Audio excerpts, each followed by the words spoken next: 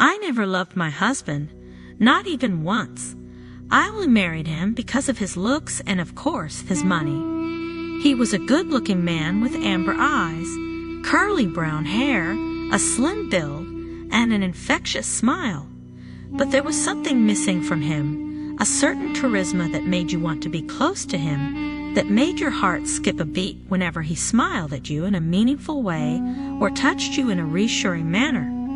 I knew it was wrong when we first started dating, but I thought it would work out because we were meant to be together, even before I realized just how much time I actually spent with him. In truth, we barely talked, and I didn't really care about that too much until we started having arguments.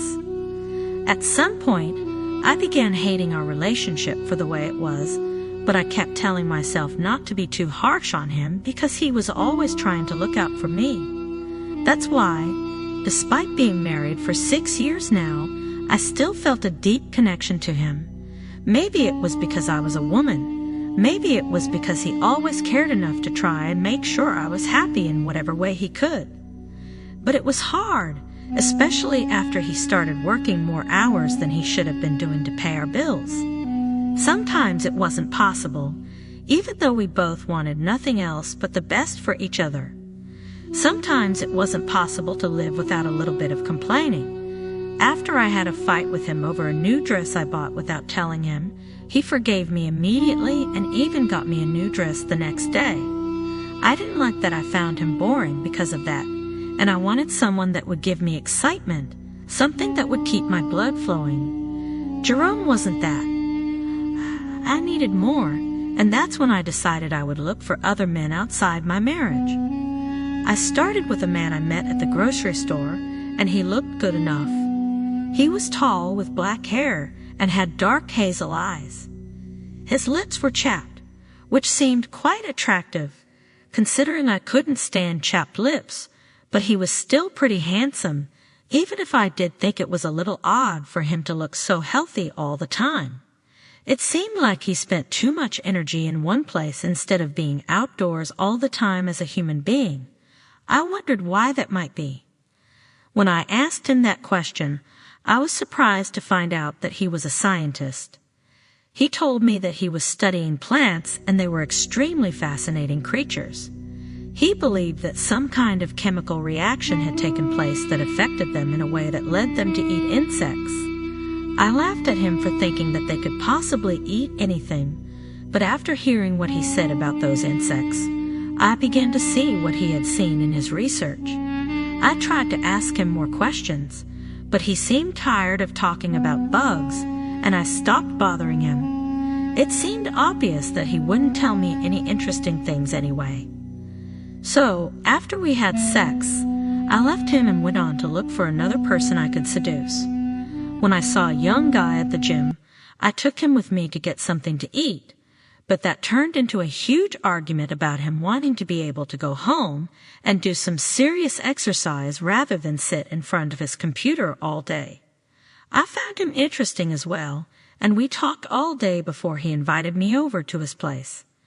I accepted immediately and went over to his place, giving my husband a flimsy excuse as to why I couldn't come home, and he didn't question me. I stayed there all night, watching TV with him, and talking about random things before we finally made love. When we eventually fell asleep, I woke up alone in his bed, but feeling happy, satisfied, and warm, like everything in life had finally turned out for the best. He was my dream lover, and while he had flaws, they didn't affect my love for him. Then we moved in together, although we weren't married yet. I wanted this to work out so bad. But then he went back to work, and I was lonely again. The nights I spent waiting for him were miserable because I was afraid that he would leave me, no matter what he said and how he behaved in public. And when he finally did go back to work, I realized that he was a lot more important to me than I'd given him credit for. For example, every time we were together, he gave me attention, and he'd always looked after me and made me feel safe. He showed me affection, and I returned it, whether consciously or unconsciously. I didn't want to be like him, someone who would always sacrifice himself for the sake of their loved ones. I was just here for the thrills. So I went on to look for the next person. This time, I went on Tinder to find someone who would love to sleep with me. After getting a few matches, I went out to talk to them and have fun with a lot of them. My husband was none the wiser, and I became even more detached from him, finding enjoyment in other men. I was happy like this, and this soon became my new way of living. There were so many men that I started to lose count, and soon I was lost in it. Then a text came from a guy a few months into my cheating spree, and to me, he looked perfect. He seemed smart from our texts, and even better, he talked dirty whenever we flirted over text. I asked him to meet, and the texts were so fun that I was contemplating suggesting that we meet, which was not normal for me, since I was usually the one that got asked. But this guy was too good to pass up. I finally asked him to meet, and he was happy to. I was already getting excited, and the prospect of a date was exciting. I was already thinking about how I would have to divorce Jerome for Alan, and I felt that it was the right thing to do. I left the house for my date at the Chinese restaurant where we had planned to meet, and I went in, waiting for him to show up. When I felt a tap on my shoulder, I knew it was him, and I turned all smiles and ready to enjoy my night. My smile died in my mouth as I saw Jerome, my husband, looking down at me surprised. He asked, but I was too dumbfounded to speak. My brain was reeling, trying to understand what was going on, but I knew at that point that Alan was Jerome and that I had been caught. He threw papers at me, and I immediately knew what they were. I tried to beg him, but he had already left me and went back out of the restaurant. I broke down there and then, not even knowing what to do now. I had never felt this broken before, and I didn't know how to fix it or even what to do. I was lost, and there was nothing I could do, and everything hurt. I was alone and so scared. All of my dreams and plans fell apart, and all I could do now was wait. If my husband couldn't accept me anymore because of this, then maybe it was best to break off our relationship before it happened. It would be easy for him to just divorce me, wouldn't it? He was very wealthy, with a job that was a lot nicer than mine, and it wasn't as if I worked very hard either.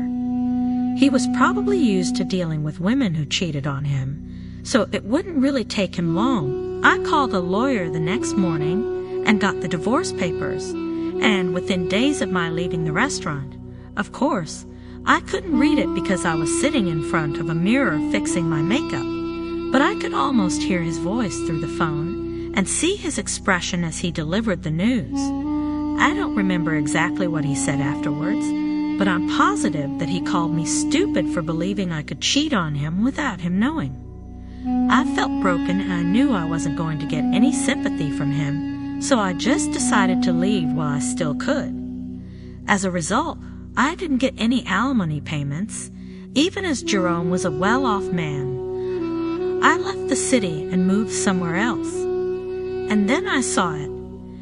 Jerome had made the whole affair public, and now all my family and friends knew about it. He had proof that I'd been cheating from the very beginning, and now he was playing all the cards he had to make sure that I felt what he was feeling. My life went in a steep decline from then on. Everyone hated me, treated me worse than rats in a trap, and they even beat me sometimes, even though I wasn't a woman of my word. I lost all respect for myself in society as well, because my husband had ruined my reputation in every single aspect. I had no money, no family, no job. Everything I owned was stolen by my husband, and my bank account had been completely emptied by him. What choice did I have? I was angry and sad at the same time, but I knew that there was nothing I could do. What choice did I have?